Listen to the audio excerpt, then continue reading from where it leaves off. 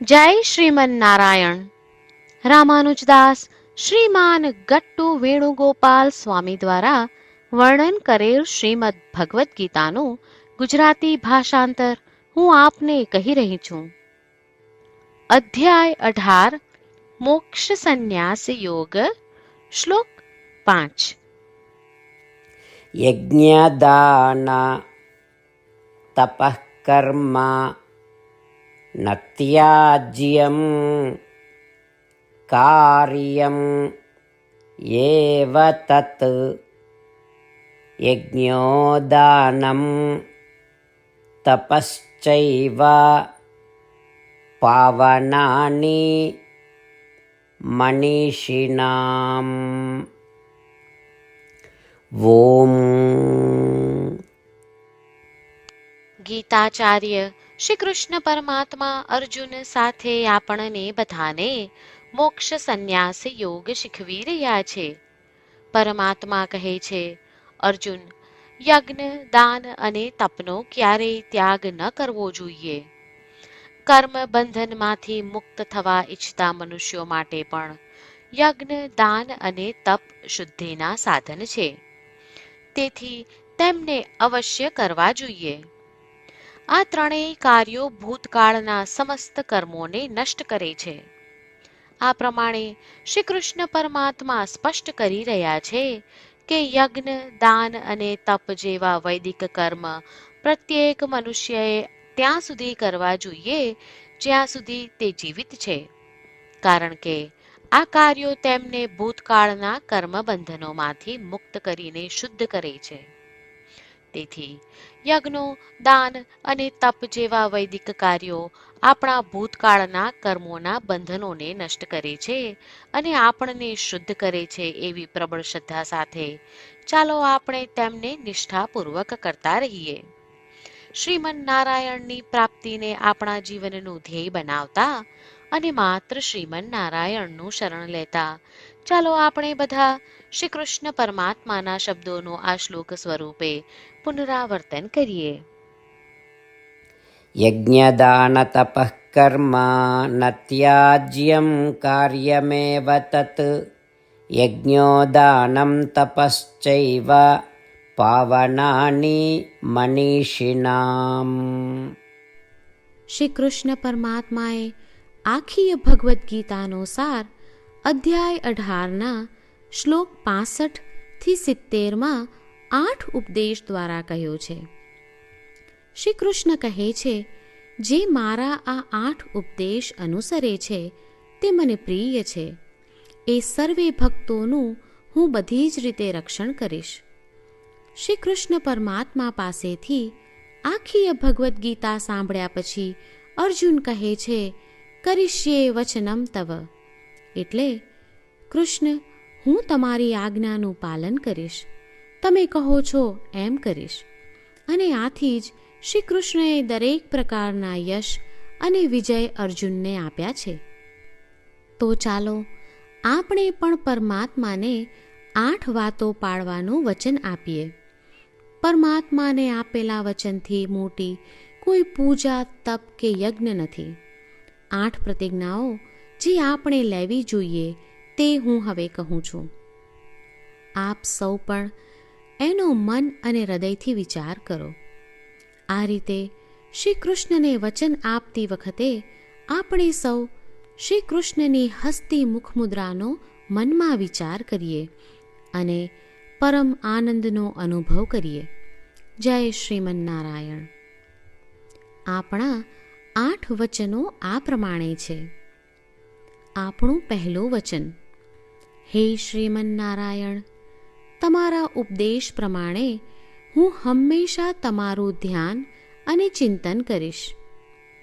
આપણું બીજું વચન, હે શ્રીમન નારાયણ, તમે કહ્યું છે તેમ હું સદાય તમારી ભક્ત રહીશ.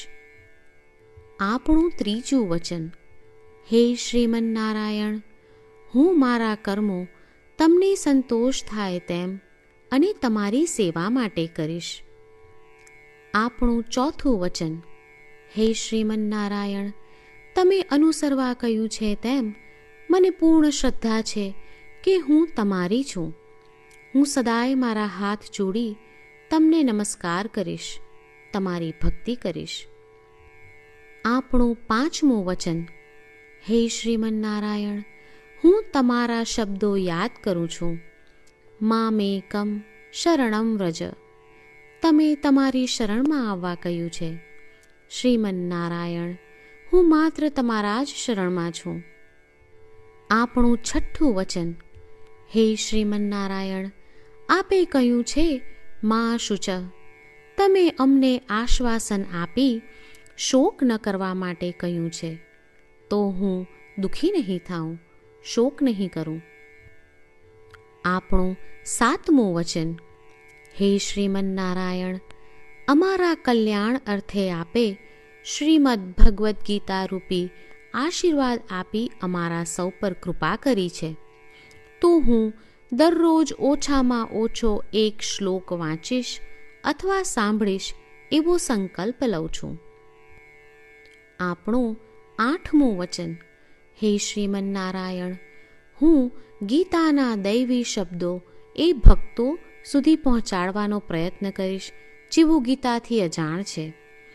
હે શ્રીમન્નારાયણ, તમે કહ્યું છે તેમ કરીશ, તમે કહ્યું છે એમ વર્તીશ અને તમારા માટે જ કર્મ કરીશ. શ્રીમન્નારાયણને આપેલું વચન કે દરરોજ તમે કહ્યું છે એમ કરીશું, એ જ એક મહાન પૂજા છે. તો ચાલો આપણે સૌ દ્રઢ શ્રદ્ધા સાથે પ્રભુ પાસે એક સંકલ્પ લઈએ.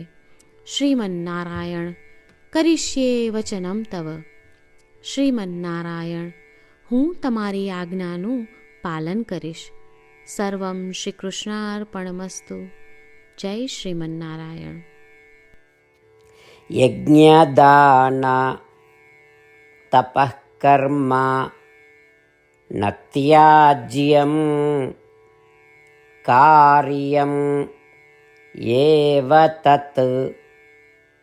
યજ્ઞોદાનમ તપશ્ચૈવ પાવનાની મનીષિણામ. ઓમ. યજ્ઞદાન તપઃ કર્મ ન ત્યાજ્યમ કાર્યમેવ તત. યજ્ઞોદાનમ તપશ્ચૈવ પાવનાની મનીષિણામ. જય શ્રીમન્નારાયણ. તમામ ભક્તોને ખાસ વિનંતી. આપણા જીવનની દરેક બાબતોમાં આપણે તાત્કાલિક અને અસરકારક પરિણામો ઈચ્છીએ છીએ. આ પ્રાપ્ત કરવા માટે ચાલો દરરોજ 1 મિનિટ ફાળવીએ અને નારાયણાસ્ત્રમ વાંચીએ. નારાયણાસ્ત્રમ મેળવવા માટે તેની વેબસાઇટ જે www.narayanaastram.org છે તેના પર જાઓ અને રજિસ્ટ્રેશનમાં તમારું નામ અને ઈમેલ આપો. તમે આપેલા ઈમેલ પર તમને નારાયણાસ્ત્રમ PDF પ્રાપ્ત થશે. PDFમાં રામાયણનો 1 શ્લોક, ગીતાનો 1 શ્લોક અને એક વિષ્ણુ નામ છે. આ 3ને નારાયણાસ્ત્રમ કહેવામાં આવે છે. દરેક વ્યક્તિને આ શ્લોકોનું અલગ અલગ સંયોજન પ્રાપ્ત થાય છે. જ્યારે દરેક વ્યક્તિ 24,000 ભક્તો સાથે તેમના નારાયણાસ્ત્રમને દરરોજ વાંચે છે અથવા સાંભળે છે, ત્યારે સમગ્ર રામાયણનું 1 વાર પારાયણ, શ્રીમદ્ ભગવદ્ ગીતાનું 33 વાર પારાયણ અને વિષ્ણુ સહસ્ત્ર નામનું 24 વાર પારાયણ રોજ પૂર્ણ થાય છે. આ એક અદ્ભુત અને અસાધારણ પરિણામ છે. તેથી તમે અને તમારા પરિવારના સભ્યો તરત જ વેબસાઇટ પર જાઓ અને તમારું નારાયણાસ્ત્રમ મેળવો. જય શ્રીમન્નારાયણ.